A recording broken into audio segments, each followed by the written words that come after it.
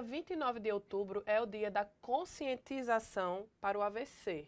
E para falar sobre o assunto, o TH Entrevista dessa semana convidou a neurologista Rebeca Teixeira, que vai contar pra gente que esse ano o lema é Cada Minuto Importa, não é isso, doutora? Exatamente.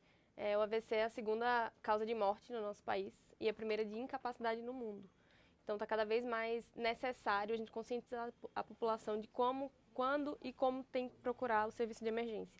Cada minuto importa é justamente por isso. Quando a gente tem algum sintoma de AVC, nós precisamos ir imediatamente para o serviço de emergência. Normalmente o que a gente orienta é que ligue para o SAMU, que é 192, não perca tempo indo para outras unidades de saúde que não são referenciadas.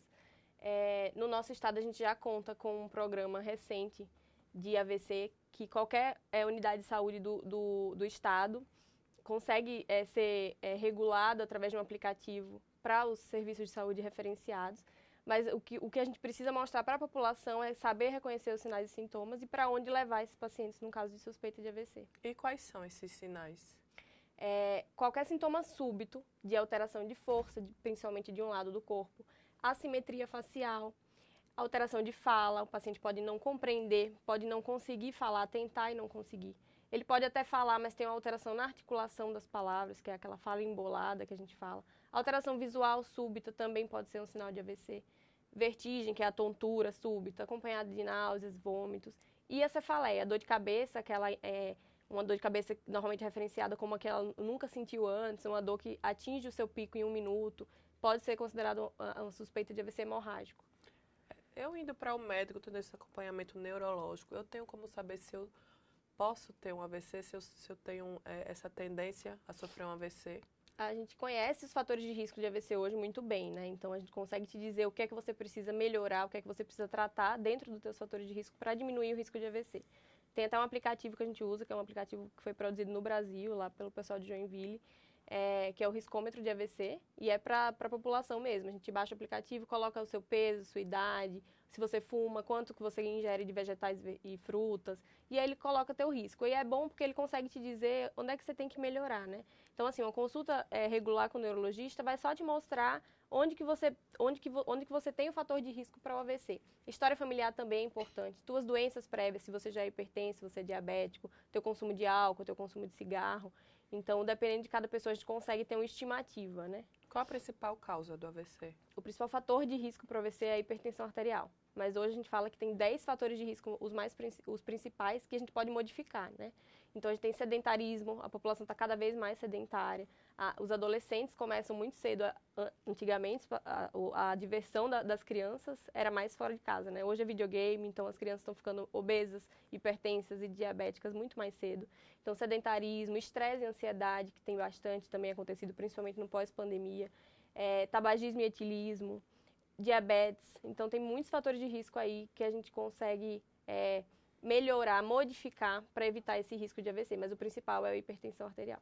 O AVC, ele tem, assim, vários níveis, porque a gente vê pessoas que tiveram AVC e acabam tendo morte cerebral não resistindo. Tem pessoas que sobrevivem, mas ficam com sequelas, e outra que a gente percebe que com fisioterapia, com acompanhamento neurológico, acaba voltando a ter uma vida normal. Depende muito do tipo de AVC, né? Nós temos 2 tipos principais de AVC, que é o isquêmico, que é o que acontece em 85% dos casos, que é quando para de chegar sangue ao cérebro por um coágulo, uma obstrução do vaso, e tem o 15% que acontece o AVC hemorrágico, que é quando ocorre um extravasamento do sangue. E, assim, o prognóstico, ou seja, a evolução desse paciente depois de um AVC depende muito da localização, do tamanho do AVC, de como que esse paciente era antes, previamente, se ele era jovem, se era ativo, quais que as doenças prévias que ele tinha, e principalmente a reabilitação, né? A gente fala que a partir do momento que o paciente tem AVC, ele já pode começar a reabilitar. Então, uma coisa que dificulta muito os pacientes voltarem às suas atividades diárias é a falta de reabilitação. Fisioterapia 1 vez por semana, em 20 minutos, não é o ideal, né? Nós precisamos de fisioterapia, de fono, de TO, do neurologista, de acompanhamento clínico, então, é uma equipe multidisciplinar. Então, fora a localização, a extensão do AVC, a gente precisa reabilitar esse paciente quanto antes. É acessível? Não, né? O que a gente mais tem é uma dificuldade grande de uma fisioterapia contínua. Seja por plano de saúde, a gente tem um trabalho restrito, né? Que seja questão de tempo, seja questão de frequência. E na rede pública também temos essa dificuldade, principalmente no interior. A gente já tem alguns programas, né, onde que chega o fisioterapeuta, o fono, inclusive em domicílio, mas ainda é pouco, sabe? E, inclusive, tem que partir da própria população. A própria população não entende a importância disso. Às vezes, mesmo com fisioterapia, o paciente não quer ir, a família não quer levar, às vezes não consegue também por questão financeira, mas são muitas coisas aí envolvidas, né? O paciente precisa saber que ele pode melhorar com reabilitação, né? Mas a partir dessas campanhas, né, a medicina está descobrindo cada vez mais o que leva ao AVC, o que pode fazer para ser evitado, talvez evolua essa questão desse atendimento. Com certeza. Antigamente, o AVC era a principal causa de morte no nosso país. Hoje, a gente está em segundo lugar. O primeiro lugar é cardiovascular. Então, assim, nós ganhamos um pontinho no ranking, mas ainda é muito ruim, né? Porque é uma doença que tem tratamento. O tratamento pode ser feito até 4 horas e meia do início dos sintomas, seja por medicação venosa, e até 8 horas, quando nós estamos falando de trombectomia, que é um procedimento mecânico que a gente tira o trombo. Então, é uma doença que tem prevenção, tem tratamento e tem reabilitação. Então, a ideia é que a gente melhore ainda mais esse ranking, né? Tem algo mais que você deseja falar para quem está assistindo a gente? Acho que a população tem que saber identificar os sinais e sintomas.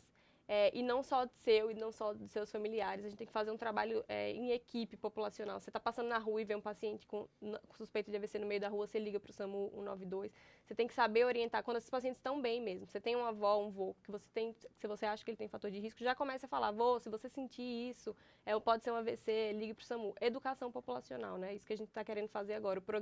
Os programas já existem, a rede privada, a rede pública do nosso estado está bem abastecida de tratamento, então o que a gente precisa agora é educar a população. Fica aí a dica da neurologista Rebeca Teixeira. Se você percebe alguém com esses sintomas, dá para prevenir e dá para tratar o AVC. Esse foi o TH Entrevista dessa semana.